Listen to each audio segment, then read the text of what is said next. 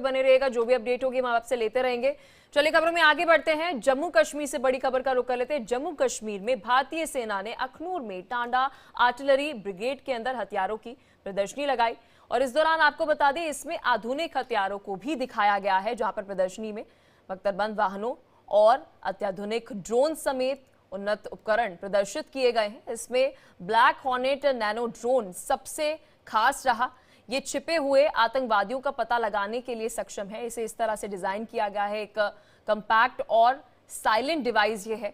सेना ने बता दें कि पोलारिस ऑल टेरेन व्हीकल को भी इसमें प्रदर्शित किया है, जहां आपको बता दें कि जो मल्टीटास्किंग ऑफ रोड वाहन है, जिसमें उबड़ खाबड़ रास्तों में गुजरने के लिए खास तौर पर बनाया गया है। प्रदर्शनी में ड्रोन और एंटी ड्रोन सिस्टम भी दिखाए गए हैं। ये भारतीय सेना की निगरानी और साथ ही टोही क्षमता को मजबूत बनाने में सक्षम है और दुश्मन की हरकत पर पैनी नजर रखते हैं। प्रदर्शनी में सेना ने बख्तरबंद हल्के स्ट्राइक वाहनों का भी इसमें प्रदर्शन किया। ये बैलिस्टिक सुरक्षा और नाइट विजन से लैस है, जिन्हें तैनाती के लिए डिजाइन किया गया है। ये 4 कर्मियों को ले जाने में भी सक्षम है। इस खबर पर और अधिक जानकारी के साथ मेरे सहयोगी रमन सैनी हमारे साथ जम्मू कश्मीर से जुड़ चुके हैं। रमन, खबर पर क्या कुछ अपडेट? जी पलक, देखिए जिस तरीके से लगातार भारतीय सेना का दमखम बढ़ रहा है, भारतीय सेना अत्याधुनिक हथियारों का इस्तेमाल कर रही है। खासतौर पर जो कॉम्बैट वाले एरिया हैं जहां पर आतंकवाद के साथ लड़ाई होती है, पाकिस्तान के साथ लगातार गुत्थम गुत्था होने के चांसेस रहते हैं, वहां पर अब भारतीय सेना जो है वो एडवांस वेपनरी का इस्तेमाल करती हुई नजर आ रही है। इसलिए आप ये देख रहे हैं कि हर तरफ, चाहे वो कश्मीर घाटी हो, लेह लद्दाख हो या फिर जम्मू का लाइन ऑफ कंट्रोल के साथ सटा हुआ इलाका हो, वहां पर खासतौर पर जो युवा है उनको सेना की तरफ आकर्षित करने के लिए इस तरीके के एग्जीबिशन जो हैं वो लगातार भारतीय सेना जो है वो लगा रही है। और इसमें जो एडवांस वेपनरी का इस्तेमाल जो है वो जो भारतीय सेना कर रही है उसकी प्रदर्शनी लगाकर ये बताने की कोशिश कर रही है कि भारतीय सेना का दमखम आखिरकार कितना है।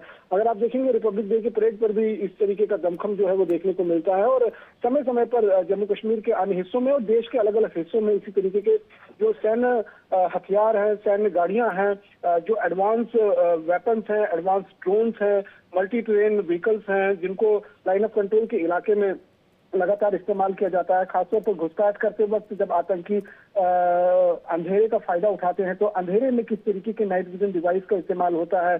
धुंध के समय में या रात के अंधेरे में जो आतंकियों की मूवमेंट को ट्रैक करने के लिए थर्मल इमेजेस का इस्तेमाल किया जाता है। साथ ही साथ में पाकिस्तान के इलाके में जो नजर रखने वाले हाई डेफिनेशन कैमरेज होते हैं, उन सब चीजों को समय समय पर भारतीय सेना जो है वो पब्लिक के सामने लाकर दिखाती है, ताकि भारतीय सेना का दमखम जो है, जो शक्ति है, सैन्य शक्ति है, वो तो लोगों को पता ही लग सके। साथ ही साथ में इसके साथ वो युवाओं को भी आकर्षित करने की कोशिश करती है कि युवा जो है वो भारतीय सेना का हिस्सा बने और देश की सेवा के लिए आगे बढ़े।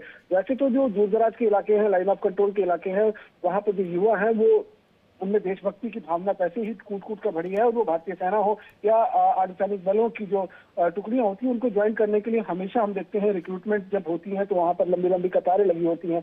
लेकिन इस माध्यम से और ज्यादा लोगों को प्रेरित किया जाता है कि वो भारतीय सेना के साथ जुड़े, देश का सुरक्षा का एक हिस्सा बने। तो इसीलिए ये जो है एक अभी हाल ही में इसी जगह पर जहां पर ये प्रदर्शनी लगाई गई थी, यहीं पर वेटरन दिवस जब मनाया गया था तब देश के रक्षा मंत्री राजनाथ सिंह भी आए थे। उन्होंने भी इस प्रदर्शनी को बाकायदा देखा।